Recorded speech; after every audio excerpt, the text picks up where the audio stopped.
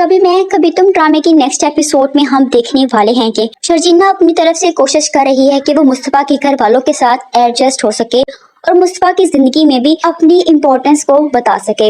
इसीलिए वो मुस्तफा के सारे कमरे को साफ करने की कोशिश करती है। मुस्तफा लेकिन जो कि सफाई को पसंद नहीं करता, अपने कमरे को हर वक्त गंदा किए रखता है। वो तो कभी भी कमरे को साफ नहीं रहने देता। तो यहाँ पर शर्जीना को गुस्सा आता है, उसे कहती है कि तुमने तो मुझे अपना नौकर ही बना दिया है। मैं बार बार कमरा साफ करती हूँ, तुम फिर से गंदा कर देते हो। तो यहाँ पर मुस्तफा कहता है कि मुझे लगता है कि तुम्हें सफाई का कीड़ा लगा हुआ है, रहने दो, जैसा भी कमरा है मुझे ऐसा ही अच्छा लगता है। जब शर्जीना उसे बताती है कि तुम शायद भूल रहे हो, इस कमरे में तुम्हारे सिवा मैं भी रहती हूँ, मुझे इस घर में रहने की आदत नहीं है। दूसरी तरफ शर्जीना मुस्तफा की माँ से बात करने की कोशिश करती है। तो वहाँ पर मुस्तफा की माँ उसे कहती है कि माना शादी जिस हाल में भी हुई, तुम ये तो कर सकती हो कि अपने शोहर को ठीक कर सको, उसे बता सको कि जिंदगी को कैसे गुजारा जा सकता है।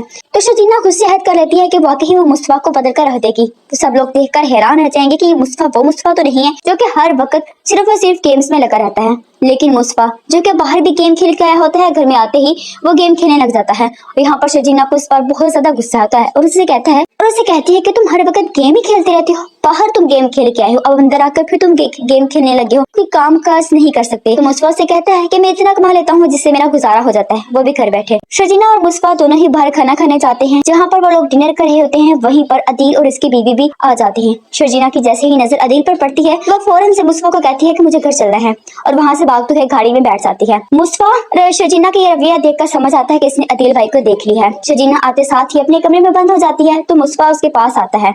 शर्जीना रो रही होती है।